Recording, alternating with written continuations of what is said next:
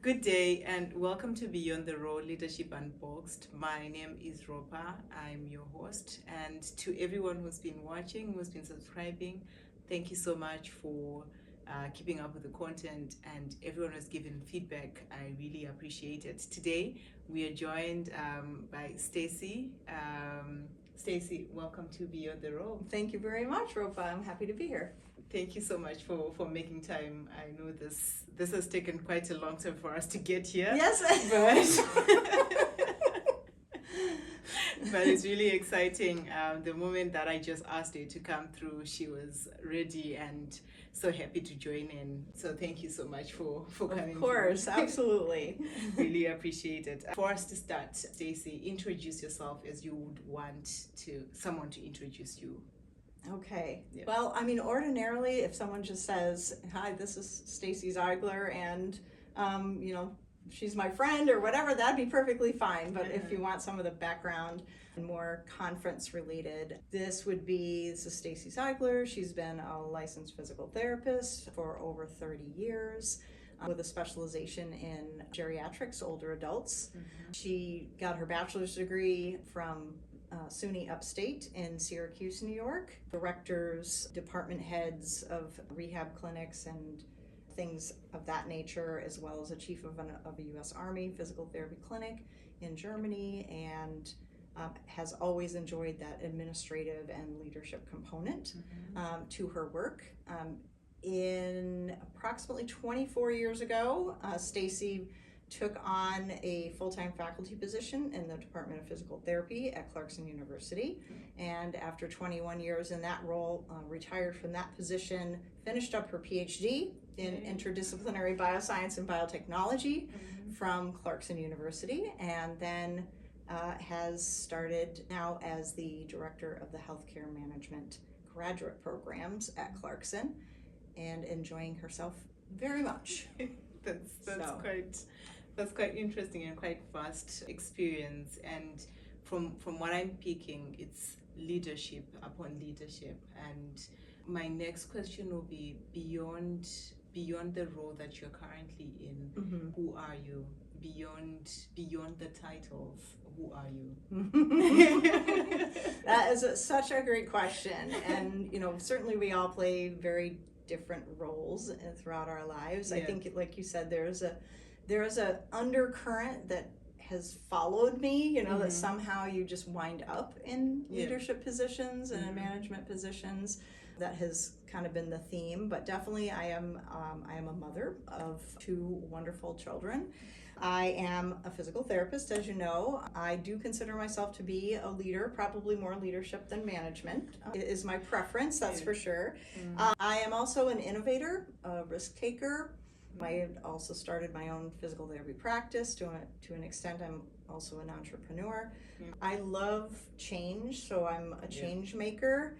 And I also really enjoy mentoring and coaching. I'm more apt to be someone behind the scenes supporting than I am to be the one out front. That's quite interesting. I think I've also experienced you in the coaching and the mentoring side of things, because I always they come with questions. I'm like, I don't know what to do.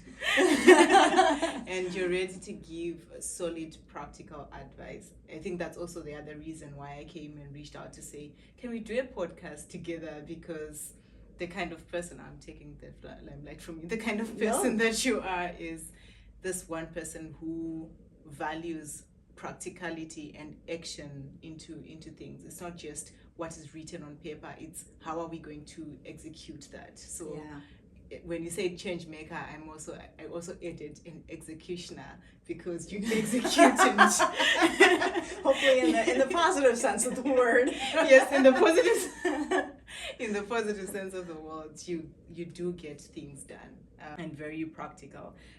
If your colleagues are to describe you in 3 words, what would they say? It's very interesting that you asked this question. And to answer this question, I went back to something that I have students do in one of my classes. It's called the Johari window. Yes. And where you can solicit their anonymous feedback from different groups or subsets of individuals. And so in doing that, I went back and looked at that to find the top 3 words. And the top 3 words were intelligent, organized, and brave. Brave was also equal with dependable, trustworthy, you know, things like that. But yeah, those were the ones that popped up. So Yes. I can say that with some degree of confidence. I'll bake that up. Intelligent, brave, dependable. You're just one call away. What inspired you to pursue your career in physical therapy? Oh yeah. So yeah, it was really a coach / mentor of mine. I had absolutely no idea what a physical therapist even was. Yeah. Back when I went to junior college, and was very open to suggestion. And because I had grown up on a dairy farm, all I knew was you either become a farmer or you become a teacher. A teacher meaning that's all I'd seen in grade school, you know, throughout. So those are the only 2 things I knew. So my biology professor actually says to me one day, he says, "You know what you should do?" And I'm like, "No, tell me, what should I do?" And he's like, "You should be a physical therapist." And he made a comment that physical therapy school at the time was more competitive to get into than being a medical doctor. And because in my mind, I am always a person that loves a challenge. I think that's what started it. I was just like, all right, point me in the right direction. And so you had to do a lot of hours of volunteer and observation in different types of physical therapy clinics in order to apply to PT schools. And I just fell in love with it. And I spent more time, honestly, with the patients and just talking to them and learning their stories than I did actually shadowing the physical therapist around. But I really, it was just a perfect fit, you know, for me, and the amount of time we got to spend with people and the relationship building and just trying to be a motivator for individuals as well, and help them with any behavior change that needs to happen so that they could be healthier individuals. So yeah, that was the start of it. That's quite interesting. Like, to your point, most people, like, what you're exposed to usually then shapes who you become. With most people, I think also when I was in high school, the thing that I was exposed to was, because you read and then you see lawyers, and I'm like, I want to be a lawyer because that's what I was exposed to. And then when I applied for my undergrad, there was social work, and I'm like, what the hell is that? Like, I didn't know what social work is and how versatile it was, and I didn't have an appreciation of what it was. I still wanted to be a lawyer because that is the only thing that I was exposed to. It was either you go be a lawyer or you be a teacher. So I'm like, okay. So I think, like, to your point, exposure and then just having those people who mentor you and guide you is very important. It's also advice to our listeners to say, find you a mentor, find you someone who gives you that guidance for you to achieve those goals, because there's someone who knows better than you, who has walked the path before you, or who's better exposed than yourself. I think along those same lines too, one of the main themes of all of the coaches or mentors I've ever had is that they made a comment that they were, you know, talking to me, I guess, because I showed curiosity. That I wasn't just zoned in on one particular thing, that I was looking to all around me all the time, it seemed like, you know, to see, you know, whether it was going to be a career choice or whether it was, you know, why is this the way that it is? I have no idea, you know, someone tell me, trying to get to the root of everything. And so asking questions and pulling that feedback, you know, from people, making sure people are aware that you are open and approachable to those types of suggestions is important to be able to find that path. So asking questions and pulling for feedback. Thank you. What are the key turning points or challenges that shaped your career? Ooh, that's a good question. I would say the turning points that shaped my career the most would be that I had married a man who was in the U.S. Army. And I went first from my first PT job into my second one, because I moved, with him, to another place. And then even a year after that, we moved again. And then a year after that, we moved again. And in each of these places, lucky for me, physical therapy and anything in healthcare, is something that you can easily get a position in no matter where that you are. And then stayed in Germany for 3 years, came back to the US, was at, a rural hospital then for another, actually more like 5 years. And then, so it's this, I think that change and the developing that ability to adapt, and to welcome it and to embrace it and to see something as new and greater opportunities. I think that was probably the key in my career, because every place I went, I was doing something different. It wasn't the same, over and over and over again. So I wonder, like you've brought that up, I wonder how you balance those transitions, like moving from, because the way systems are different in different places, right? The way that things are being done in point A or in the US, and now you are in Germany, and now you're back in the US, because now you're probably getting to know the German system, and now you're back in the US. How are you balancing those movements? Right. So that's a good question. I think it's partially because it wasn't really a choice. That it was just something that, this is what we're going to do, so it's a bit of a sink or swim, throw you in the deep end type of scenario. And after you make your first few transitions, now, certainly doing all of that in my younger years as a physical therapist, it was exciting, and I liked to learn new things. I'm a person who's just a lifelong learner, and if I'm not learning something new, I'm not happy. So it was pretty easy. I don't remember it being a huge problem for me to transition. And again, just kind of knowing, okay, well, I guess we're going, so let's see what this next place has to offer, so that's I think it's a key skill to have, that ability to adapt in the different places that you're put into, and to also then transcend high above whatever the challenges that are presented to you in being in a new place. Yeah, absolutely. So and those are some of the key characteristics we look for when we hire new employees as well, is adaptability and flexibility. It's always one of the top 7 characteristics of what you're looking for. It has nothing to do, all these references that go out, and whether they come to me as a professor, or whether they came to me as the director of the clinic, to give references for other people. It has nothing to do with actual physical therapy work. It has all to do with employability skills. Are you dependable? Are you trustworthy? Are you accountable? Are you, are you flexible? Are you adaptable? Do you work well as a team member?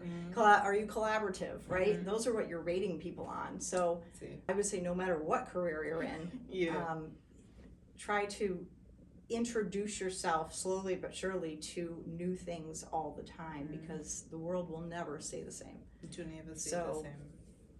That's so true. And thank you for sharing that, because those characteristics are applicable across all careers. Like, doesn't matter which field or which place that you are in, just then being adaptable and flexible. Yes. So thank you for the interview tips. Yeah. Oh no, absolutely. Those are all the things that we're looking for and asking questions about. And so sometimes you might get questions about what you actually do. A technical question or a data question or, what would you do? But most of them are behaviorally based. They're scenario type questions of you're facing a conflict with a coworker. What do you, how do you think you should handle it? Well, I'm sure that, being in data analysis did not prepare you necessarily to answer that question. You're gaining it from your experiences of every kind. So, Yeah. Yeah, these are some of the things that are not really explicitly taught in class. Correct. And isn't it shocking, when you think about it? Because a lot of times, that's what I say, like everything there's a book, it says everything I learned in kindergarten. Yeah. Everything I needed to know, I learned in kindergarten. It's so true. It is so true. Yeah. Play nice in the sandbox. How do you do that? How do you get along with somebody else? It's just not that hard. It's not that hard, but you should definitely try to continue to expose yourself as many times as possible with a childlike curiosity about anything that you enter into. The moment you start going into something thinking, I know this, that's not good. That's not good. That's not good. Yeah. Because then you're closed to the learning process. There's someone who taught me this skill. I'm still trying to learn it because I'm a person who talks a lot. And when I'm in spaces, I want to be talking. So they taught me this skill to say when you get to a space or to a conference or to a meeting, sit and observe. That's a difficult skill for me because I'm not the one to observe. I'm the one to be speaking so that others will be observing. Right. But I think it's a great skill because you get to understand people. You get to know how to present yourself to this person or how to navigate around all these relations. Yes. So thank you for Yes. the curiosity of being a child, because with curiosity, it's asking questions. It's also sitting back and trying to observe and learn how other people are doing things and how they do things. Yeah. That's quite a reflection for me. Yes. It's being the sponge, absolutely. And, seek first to understand, then to be understood. Oh, yeah. That's one of my favorite quotes of all times. And I have to remind myself about that like all the time. But yeah. I should put that on my screensaver. Yeah. Seek first to understand, then to be understood. Can't go wrong. You can't go wrong. So thank you so much for those great nuggets. So moving on to leadership in action. You are currently a director in healthcare. Clarkson, you're also a physical therapist on the side. You also run your own business. What is the biggest challenge that you're facing right now, and how are you tackling it? Yeah, so the biggest challenge I would say that I'm facing right now is, truth be told, it's actually on the personal side of life more so than it is on the professional side of life. And you're always doing this balancing act. I said at one point in my career when I had actually, kind of burnt myself out a bit, part of it was that I'd always relied on the energy of one to balance out the energy of the other. And so you could have things go terribly wrong at work. You could be in part of a toxic work environment, or the culture isn't working, or it's too much stress. But as long as the family was up here, right, and going relatively smoothly, but there was a time when I did burn out extensively, and it was mostly in reflection because both things were way out of balance. Things weren't going well on the family side at the same time that they weren't going well at work. And then it just snowballs from there. There isn't that balance. It's really more like a flywheel that just took off and kept going, without you. So then I forgot the question that you actually asked me. But biggest challenge, there it is, biggest challenge that I'm facing right now. When it comes to work, I would say that, and you have helped me on this a lot, I am a person that looks at systems. I'm a pretty big systems thinker, and when I'm inundated with a lot of broken systems, and that you could have influence over it, but it's going to take time. And it's going to take a lot of people, and it's going to not be easy, to do it. On the one hand, it's challenging. It's like, game on, because you look at it and you're like, okay, all right, I see what I'm dealing with. And then on the other side, there are days where you're like, oh, You know, like, wow, and there's another process that's broken, and there's another process that's broken, and where, you know, you get a little bit, it gets very complicated. Yeah. But I also remind myself that complicated is actually what I like, which is partially in physical therapy why I went into treating older adults, is because they are the most complicated of our populations, whether it be the number of conditions that they have, but the numbers of life experiences that they have to share, and whether they be good or bad or ugly, you know, as far as them influencing what I'm supposed to be working on, which is primarily, you know, their physical function. But you can't separate body and mind. You can't separate the emotions and the trauma from, you know, in their lives to how they got to where they are. So I would say that that's probably the biggest challenge, is when you start out with something really complicated, it's going to be more complicated first before it can be kind of torn down and put back together. So interesting. Especially because you've been helping me with all the process mapping. So, but it is a process, that's for sure. It is a process. Has there been ever a time when data said one thing and your intuition says another? How have you balanced the two?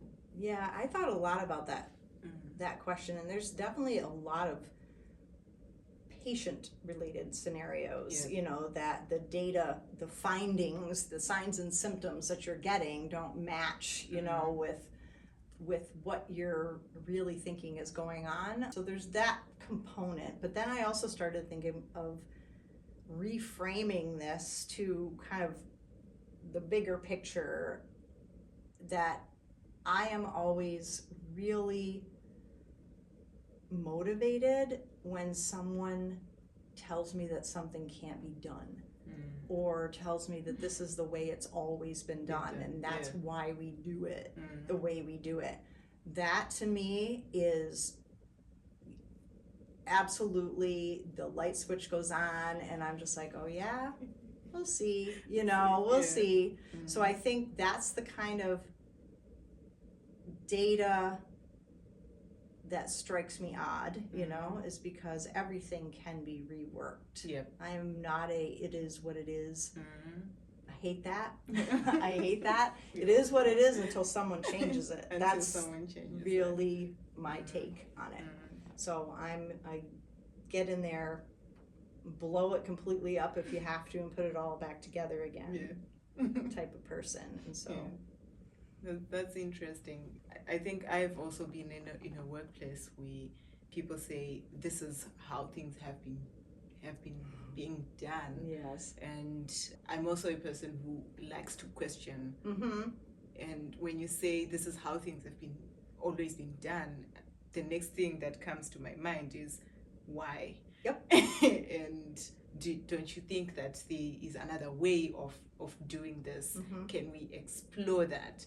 So that at times, if people are also not the same as you, or if they don't see things like you, it ruffles feathers. It creates that friction with people. It's only, I think I spent about 2 years with people not liking me in that space, because they were just like, who the hell is this person, and what are you up to? Do you want us to be losing our jobs? Are you out for our jobs? Are you out for our source of income? Are you out for our peace? Because we had peace before you came, before you started questioning things. Now that you question things, it's now changing things altogether. But at times it's all in the name of let's look at it differently. Let's see if we try this, is it going to work? If it doesn't work, then it's a lesson for us all. And if it works, then great. Systems will be simplified even further. So thank you. That's for so funny that. that you mentioned that, because I had always found that I just couldn't understand why other people never questioned. I'm like, when they don't know the answer to the why, like, I don't know, that's the way we've always done it. I'm like, that blows my mind. But at the same time, I think my ex-husband is one that he used to say to me all the time, he's just like, your ideas scare me. But what he was really saying was, you know, when I start asking the questions to dive deeper and then start coming up with, because that's what it's going to lead to. It's going to lead to me having ideas. Yes. And it is scary. It's scary. It brings fear to other people who, you know, don't think in that way or don't want to challenge the status quo. And so that's, you know, I think fear drives that. You know, it's not that they don't like you or that you're necessarily ruffling their feathers as much as it is, it makes them afraid. Yeah, it makes them afraid. And fear is not a good motivator. So yes, a light touch, you know, we have to go in and again, understand first before we start asking questions. And that helps that a little bit. So we're still on that seeking understanding before you seek to be understood. Exactly. Resilience is a word that we hear in several professions. What does resilience actually mean to you in practice? Yeah, I've taken these nature pictures. Why I do this, I have no idea, but I love to take pictures of trees and tree branches and the way that they grow, because some, you know, a tree branch is supposed to come off of a tree and go up towards the sun, you know, but then there's other times that you see a tree branch that went up a little bit, flattened out a little bit, went down a little bit. I even got to have a picture of one that has a big loop in it, and I'm like, holy cow, I'm like, what happened here? You know, so it's all about the environment, what was happening in nature at the time, and everything that was going around, and you know, but all told, that tree was doing good, and the branch eventually, you know, started going in the upward direction pretty consistently. And so I always think of resilience as those trees, and you know, do you bend or do you break? That's how I see resilience as bending, not breaking.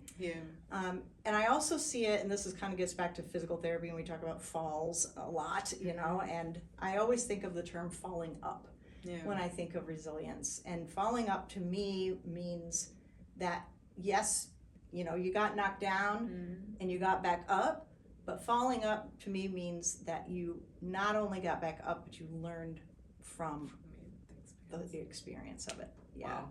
And so that's what resilience, I would say, means to me, is that you've not only come back to the same position, you're probably going to be ahead of the game, you know, because you've learned from that. That's quite interesting. Falling up. Right. Falling up.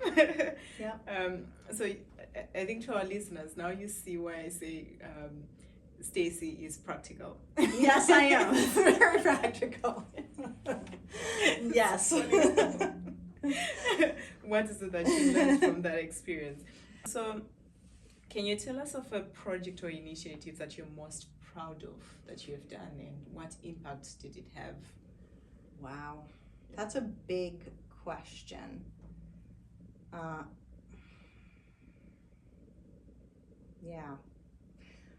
think it's hard to measure. I mean, I think, you know, my mission is to inspire other people, and so I measure that and the impact that I make by what other people are doing, not what I did. You see what I mean? Like if I see you having this awesome podcast, and maybe you were already doing this before I got there, but maybe I somehow encourage that, or you come back to me, you know, a couple of years later, and you know, you're the next Mel Robbins, you know, of podcasting or things like that, you know, and you're just like, you know, thank you for being so supportive, and I did this because of you, and you know what I mean, that in part, you know what I mean, that sort of thing. That's, to me, the greatest impact that I can make is to see other people having been inspired and going and doing things that they would not have ordinarily done. I think it's quite fulfilling. I can also totally relate, because I'm also that kind of person who wants to have that scenario of a person coming back and be like, because of you, so because you said this, or it impacted me in this way, right? Or the results I am now doing, either I'm now doing better, I am now great at what I'm doing, or this is what I'm now doing. To me, that's fulfilling. And Yes. I don't sleep. I'm just super excited. Yes. I'm like, oh my gosh, this is a life that I have touched. This is it's a mountain that I've moved. So right. It gives me energy, and tomorrow I want to do more. That's also the reason behind this podcast, to be, let's get to inspire people. So thank you. You're actually inspiring some of our viewers. I hope so. I hope so. That's what I want to be doing. So, and I think you have also inspired me in a way with this whole being practical and not just being narrow-minded as well. Now, the way that when I start working with you, the way that I think is now different. I think. Wow. I think I used to be a bit narrow-minded in terms of my thinking. Like it's the things that are happening now, that those are the things that I'm focusing on, and I'm trying to make sure that the things that are happening now, I'm thriving in that space. But now I'm like, let's thrive in this space, but let's also thrive in the bigger picture. What is this going to be feeding to? So thank you for that. Oh my goodness! Well, thank you for saying something. That's great. I'm happy about that. Thank you for that inspiration.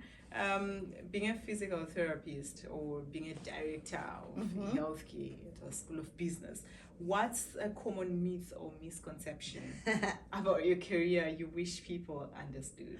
I'm going to go with my role as a professor. Yeah.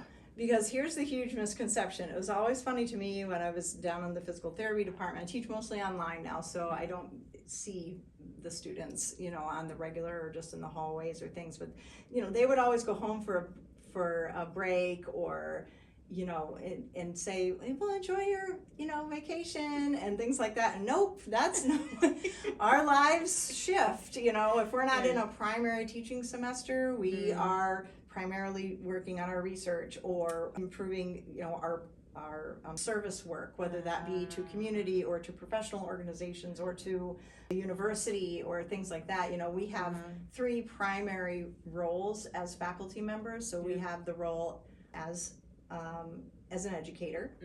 We have the role for scholarship, and they have expectations for that. And then we also have a role in service.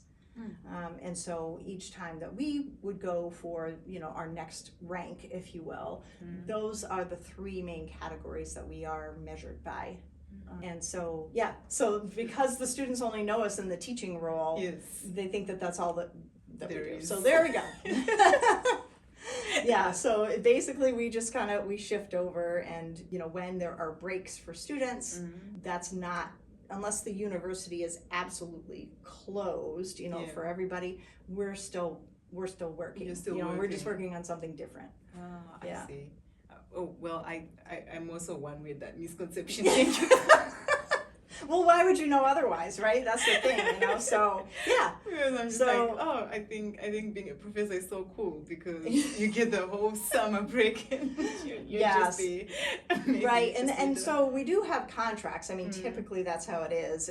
So in the health sciences side, we teach year round. So we had more like 10 or 11 month contracts. In the role I'm in now, technically we have a 9-month contract, which goes fall semester, spring semester, right?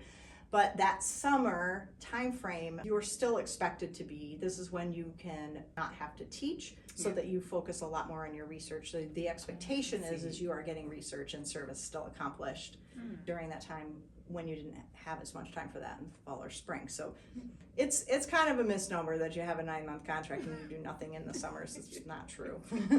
It's not true. Not if you want to get promoted. It's not. So it's not true. Yep. So thank you for sharing that. You mentioned mentor when you were at the beginning. Who has been your most important mentor, and what did you learn? Yeah. Most of my mentors have never been like formal mentors.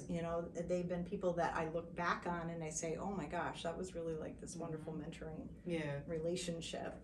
And then there's also been many people I would consider to be mostly like a coach rather than a mentor. So just everywhere I've ever been, I've tried to find, someone, and it doesn't have to necessarily be someone right there, but the number one person I can think of is Sam Feidelberg. He was actually the head of our founder of the first health science program, which was physical therapy here at Clarkson.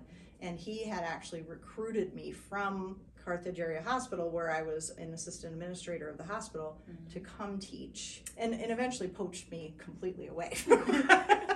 You know, so yes, but he was phenomenal, and he, without knowing it, this was not something that he actively mentored me on, but he was an absolute quiet leader. And I learned so much just by watching how effective he was. He was in a formal leadership role, but he was not the out front, you know, charismatic, you know, person. But boy, did he get things done. It was amazing. And he worked all the way into his 90s. After he retired from Clarkson, he went and started a physical therapy clinic in Honduras. Wow. Yeah. And that was, and helped them establish better education programs for physical therapists down there. And so it, just an amazing person throughout his entire career as well. So I think that was definitely one of the biggest things I took away from Sam. Yeah. That's interesting. Thank you for sharing. If you were to meet your younger self today, okay, what would you tell them? Right. What advice would you give to anyone as well who wishes to pursue a career in physical therapy, or who wants to be one day a director of healthcare or a faculty director, like the position that you're holding now? Yeah, I think absolutely follow your passions. Yeah. Just pay attention to the feedback that you get from everyone around you, because those little comments really add up. Yeah. And those are going to be your strengths. And while it is important to improve on weaknesses and try and get some balance and to learn new things and, you know, get better at a lot of things, those strengths are your inherent uniqueness, you know, at that point, and trying to make sure, I would say even earlier than I did, that you do have, I think when we're young, we tend to feel like maybe we're all just the same, you know what I'm saying? Like, or at least with our peers, you know, when that is not true at all. There's none of us that are exactly the same, and we all have great strengths to share. And so picking up on what are those things early, I think is really important. And then as far as the career is concerned, I think what I would tell is what I told my son, you know, when he was graduating from high school and had no idea what he wanted to do. You know, I'm like, you don't have to know what you want to do for the rest of your entire life. Yeah. You need to know what you want to do now. What is your interest now? And then what education do you need to put yourself into learning the things that you want now?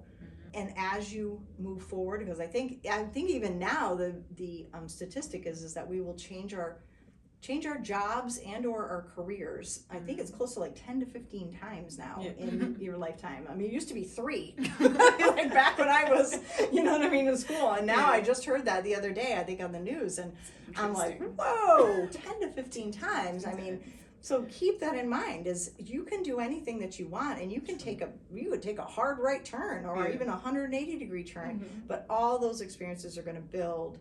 And as long as you're following your passion, you know, in that moment in time, and, you know, continuing to learn and to look back and reflect on what did I gain. So even from the most miserable experience you ever had, you gained something. Even if you only learned what you didn't like, you learned that. And hopefully you don't repeat, you know, the same, I don't want to say mistakes, because I don't really believe in mistakes necessarily as much as I do successful failures. And to me, what makes a successful failure is the ability to learn.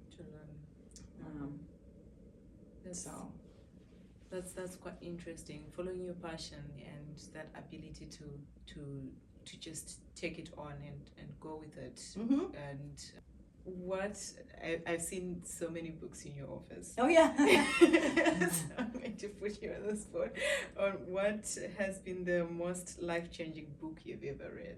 7 Habits of Highly Effective People. Yeah. And that one's not even actually on my shelf in my office right now. Uh-huh. It is at home because it's now, the pages are crispy. They've turned into yellow because I've had that book for so long. And I have read it probably at least 7 times. And it's probably time to read it again. I was kind of preparing for that question. But yeah, hands down. And it's all about, looking inward. Yeah. And then, looking, to what you can do, from that look inward, and sharpening your skills, sharpening the saw, constant going back to reflect and to make those improvements. So yeah, absolutely. That's hands down my favorite. That's your favorite. Yeah. And honestly, as far as current books are concerned, the one that I'm reading right now is called Disrupt Yourself. Yeah. And that's a really great one by a very well-known author toward disruptive innovation, and works well in this time. But I now, because I commute so much, I will listen to the book on Audible. Which is ironic because I am not an auditory learner at all. But I listen to it, and then if it speaks to me, then I'll buy the print version.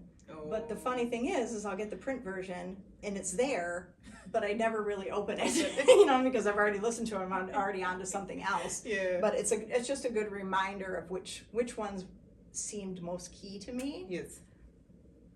For that time in life, as well. And so just knowing that they're there and getting the key takeaways from each one and then moving forward. Yeah.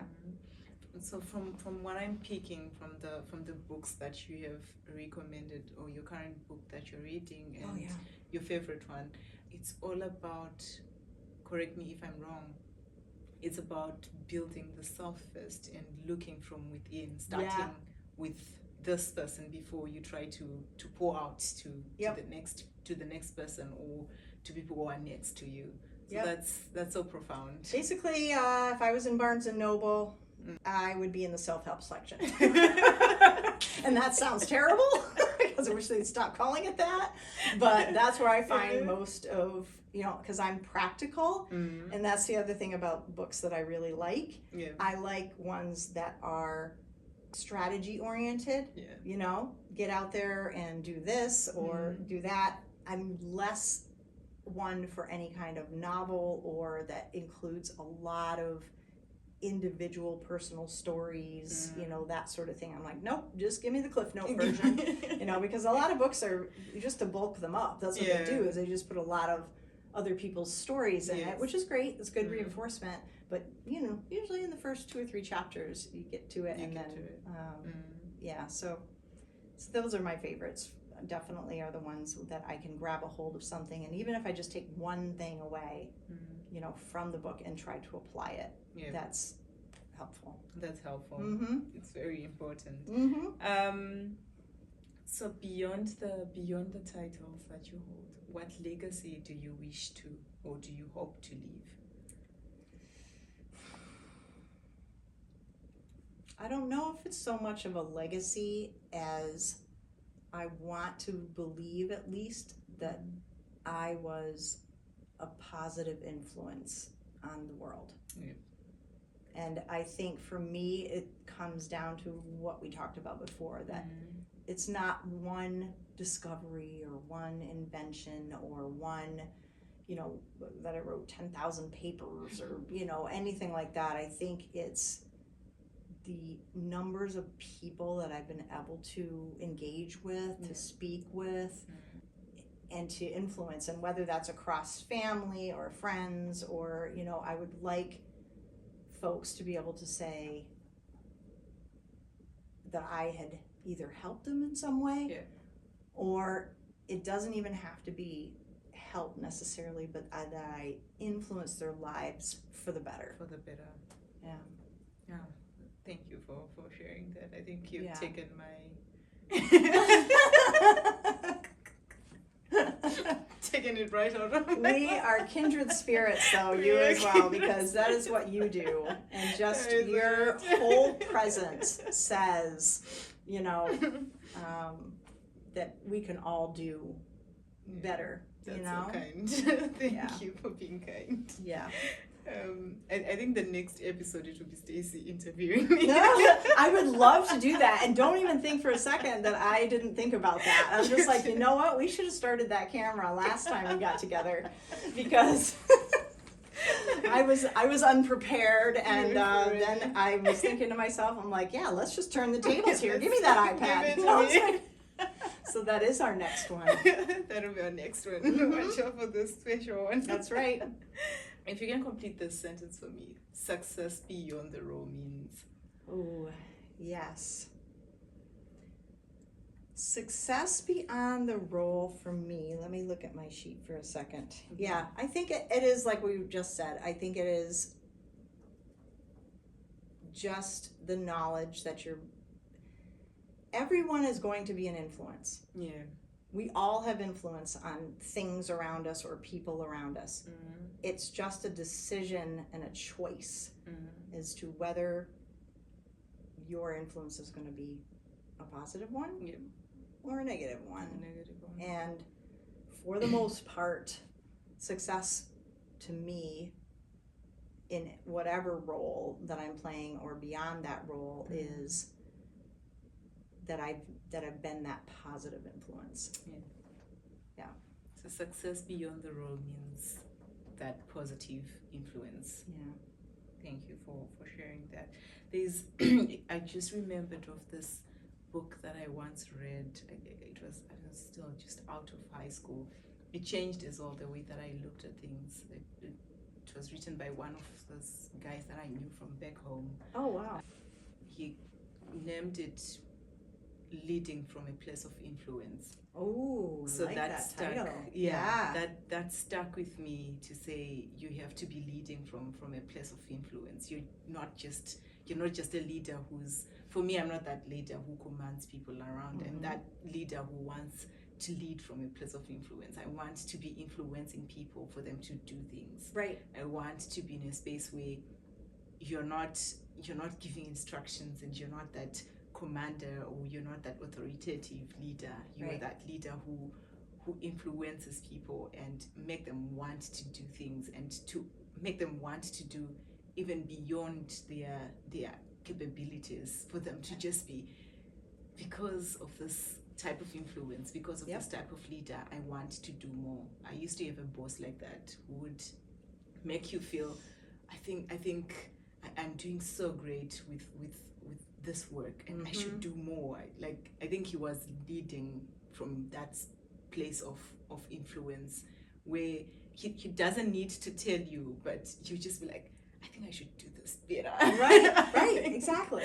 Yeah. I think this is going to change how things are going to look in this space. Yeah, absolutely. So that ability to lead from a place of influence. So I think it also speaks to how you see success beyond the role. It's that leading from a place of influence, just influencing and inspiring absolutely the people that are around you. So thank you for sharing this. Oh, no, absolutely. And that resonates with me, because in that, 7 Habits of Highly Effective People, they talk about your circle of influence, and how to make that bigger. And it doesn't have to be, I like how they said, from a place of influence instead of from a position of influence, because it's not the position at all. It's, you can be informal leader, or you can be a more formal leader. And informal, we're all informally leading people every day. If you're influencing someone in some way, positive or negative, you're leading, and we all have to recognize that piece and our responsibility to, hopefully make everybody better, from our place of influence. Yeah, I love that. I love that title. Thank you for that. Now we move to the fun segment. This is going to be a quick and fast one. All right, quick and fast. We can do this. What's the funniest mistake you ever made in your first job? Well, this is terrible, because In my first job, I was, a physical therapist. Although I was a waitress, I worked in the service industry, and physical therapy is also in the service industry. And so there's always just crazy stuff that goes on. Most of the time, very embarrassing things that really should just never be mentioned again, because you shouldn't be laughing at it. But I think it was Carol Burnett she was an American comedian. No, she still is. I believe she's still alive. But anyway, she had said, comedy is tragedy plus time. Oh, yeah. And that's how I think about some of my funniest mistakes, like with patients, is I do state these things to the students and tell them flat out, yep, this was borderline malpractice here. You know what I mean? But you didn't, you know what I mean? The intent wasn't there, so of course it wasn't. But I've had plenty of those. I don't even want to tell you one for the camera, but I have had plenty of those, as we've gone through, just mistakes that you made, with patients and patient care, in your naivety or your inexperience or whatever. But ultimately, you look back and you're like, wow. But hopefully, sharing those experiences is what's the most important thing. So sorry, I'm not going to give you one specific one, but I'm going to get them offline. Can you describe the most surprising thing that happened in your first job? Most surprising thing? Yes. Oh my goodness, in my first job. Oh yeah, well, I mean, again, it was at Canton Potsdam Hospital, which was actually over here, and I was brand new, and at that time, we saw all different types of patient populations. This is a rural environment, and there was a person who had quite a bit of burns, on his body. And at that time, we don't do this anymore, but well, sometimes we do. But we put them in a whirlpool, like looks like a big cow tank with a motor on it, and that will debride the burnt areas and things like that. But it's also very, very painful. Yeah. So you have to have the patient get their medication timed with nursing appropriately, so that when you put them in, and then you have to take them out and do your wound debridement and so on. Yeah, the patient passed right out in that tank. Oh, because so here's one of my first mistakes, right? And so I'm standing there because clearly they're not, we're supervising them. But yeah, whether it was the kind of the steam and the pain management wasn't right, and he hadn't eaten that morning, and was feeling very nauseous, and then all of a sudden just shrunk right down into that tank. And so I'm like, oh my gosh, and then it's like trying to pick up a wet human, and who was much bigger than me. It was a large man. And so you can only imagine, I looked like I was trying to grab a greased pig, like out of the water, and he was like slipping, my arms are slipping, and I'm trying to not have him. Oh my goodness, it was a mess. Gosh. So there we go. Now you can have one. Most embarrassing, but yes, that was a surprising thing. Did not see that coming. You didn't see that coming. Nope. And we didn't really have that many safeguards. I'm like, has this ever happened to anybody else before? But yeah, we had everybody in there and had to, get a lift to come in and take him out, and what a mess. What a mess. If money were no object, what's one thing you'd try for a day? Oh my goodness. If money were no object, what would I try? Honestly, this always comes to mind, but if money were no object, I would try to see if there was a way to use that money to get a cure for my daughter's nonverbal communication with her autism and things like that. I mean, as far as experiences for me, I really don't have a bucket list. At this point. I mean, I spent my early in my life, because of all the travel we did for the military, I had a massive opportunity, so I mean, I've been to China twice, and Egypt, and all over Europe, and all over, England, Scotland, Ireland, and I haven't been to Australia and New Zealand. I would love to see them. Absolutely. And I do love new experiences, but as far as, I've been skydiving and rode a mechanical bull, and, have done rock climbing and caving and all the things, scuba diving, the whole 9 yards, what I mean? And so I don't really have anything left. And I remember saying this to a couple of women that were older than me, and I said to them, I'm just like, you know what? If I died today, I'd be a happy person. Oh. And you know what they said? They said, "Oh, honey, it's gonna be okay. You have so much to live for." And I'm like, I didn't say I want to die today. I said, I said I would be happy if I died right now. But they were in a completely, they were they were in their retirement years, and they had waited. So they had their children very early. They had, you know what I mean, like waited all this time, and then now they're like, this is my time now. And they had a bucket list like crazy, you know, and I'm just like, yeah, don't feel bad for me. I'm like, you know, I'm just feeling good about what I've done. So yeah, when people say to me, what would you do with a whole bunch of money? You know, honestly, I would try to see who I could help the most with that money. That's interesting. So, yeah. What's a job you've always wanted as a kid? Yeah, that's funny because again, I'm like, I had no idea. And I don't ever remember me saying I wanted to be an astronaut or a firefighter or, you know, anything like that. I really just kept my options open, like all the time. I asked my mom that not too long ago too. I'm like, did I ever say anything? But she has a memory like mine. It's horrible. We don't remember hardly anything. So we're not very, you know, But no, I did not have anything specifically. Yeah, I remember asking my son, you know, I because I don't remember anything, you know, I would always ask him in his youth, you know, what he wanted to be. And I remember when he was playing video games a lot, and Assassin's Creed was the big, you know, video game that was out there. And then the time that he wanted to dress up as the main character in Assassin's Creed for Halloween. And then he says to me, probably about a year later than that, I said, so what you thinking of anything? What do you want to be when you grow up, you know? He's like, I want to be an assassin. And I'm like, every mother's dream is to have their child say they want to be an assassin. So I said, tell me more about that, you know? So it was fascinating. But yeah, he went through the gamut.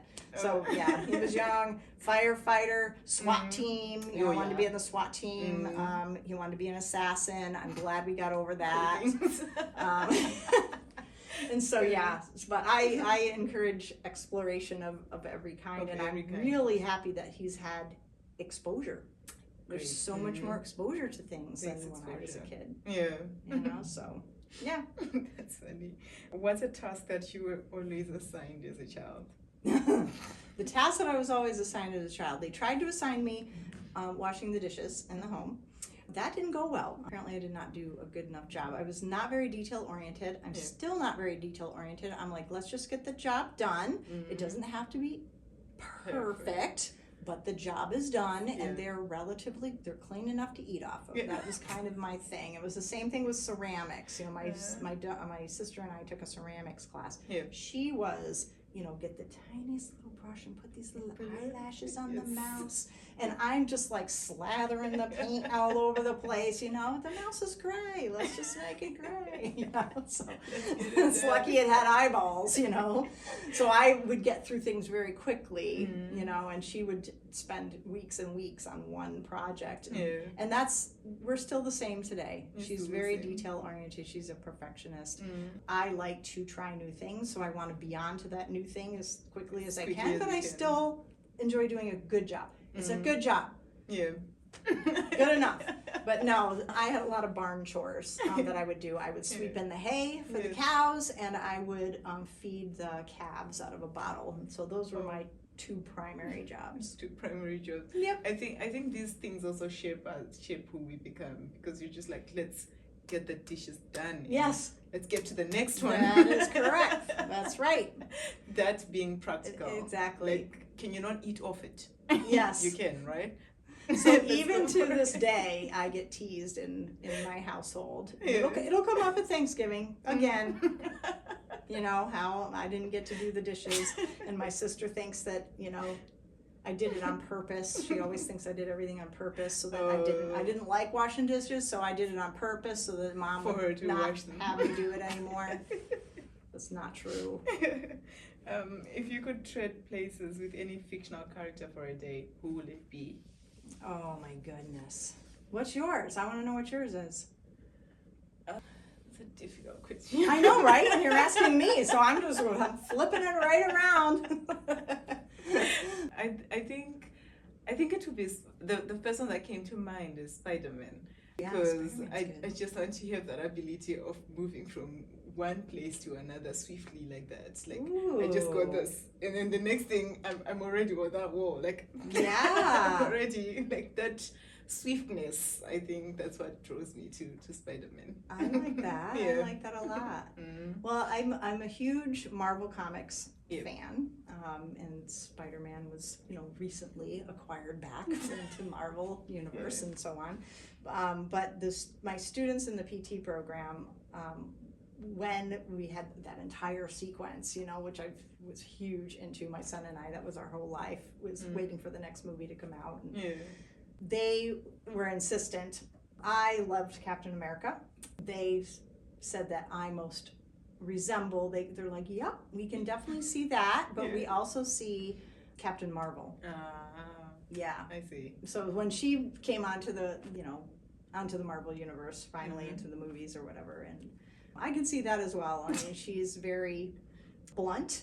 I tend to be very blunt. Yeah. And she gets the job done. She's very powerful, but at the same time, she is caring and compassionate and tries to listen to all sides. Yeah, so I would say either Captain America or Captain Marvel for sure. Oh, interesting. What's one job you'd be terrible at? Oh my gosh. Yeah. I don't know that I would allow myself to be terrible. Yeah. That's the problem. I have a problem. And even when I had achieved, the highest rank at no matter which facility I was at or things like that, I would say, yeah, I'm just going to start being a slacker. And everybody just busted a gut laughing at me. They're just like, you don't have it in you. You just can't do it. And they're right. I can't. I just can't. You just cannot. Now, would I want to be in a particular role very long that was not fulfilling or not helping me achieve my mission? No. So, I mean, I would definitely be miserable at it. I think any kind of seriously routine work. Oh, yeah. Where there's just literally nothing different, Nothing new. different. Not going to work for me. Any job where I need to stay, that has to be that precision work. That's going to take a really long time to get to its completion. That's also probably one of my personal hell jobs because I do like new things. And so what I'm really good at is you give me a task that nobody else thinks can be done. I go in, I assess the situation, I collaborate with as many people as I can. We make some decisions together, and then we make it happen. And then then the next project. The next then one, the next project. Bring me the next Yep. one. Yep. That's interesting. Would you rather be famous or anonymous in your field? Anonymous. Would you rather have a perfect memory or be able to see into the future? I'm going to go see into the future. See into the future. Would you rather take a lot of small risks or one big risk? Ooh, I am a risk taker. Yeah, I would do the one big risk. The one big risk. Would you rather lose all your work on your computer or have to listen to the same song on repeat over and over? Well, I have experience. I did lose everything on my computer. Everything. And my backup failed.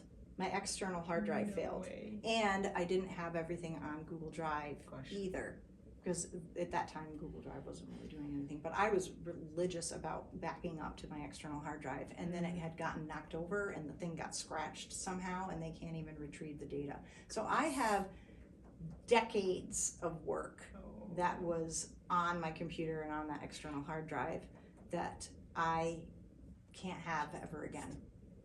So that was and still is to this day, because I know when I've worked on something, I'm just like, oh, let me go grab that. Yeah. Oh, I don't have it. Yep. So yes. So then I have to rely on my very poor memory to help me out, but it's work. I don't like redoing work that's already been done. That's already been done. I do not like that at all. And so, yeah, that's really bad to me. That was horrifying. So I am going to select listening to the boring the song over and over and over again. Yeah. 100%. See, 100%. Any day of the week. Bring it on. Yep. Is there a question that I missed that you wish I'd asked you today? I don't think so. I mean, that is a very comprehensive list of questions and really made me think. And that's very much appreciated. So if I was, giving thanks at this Thanksgiving time, I would give so much thanks that you made me sit down and really reflect and peel the layers of the onion. Yeah, did peel them. I tried to peel them, yes. As much as possible, and that's a great thing to do for someone. Yeah. Really is. So I appreciate you immensely. So do I. Thank you so much. No problem. Thank you for taking time and sitting with me and being vulnerable like that. I really appreciate it. And on the next iteration of Beyond the Role, we will be introducing Ropa for her interview. So stay tuned and don't forget to hit that like button and subscribe today. Tracy from Stacey and me, her guest. That's right. Coming up. Stay tuned. To our listeners, thank you so much for listening in. There's no conclusion from this. I think it's done. So thank you and stay tuned. Thank you so much, Stacey. You're welcome.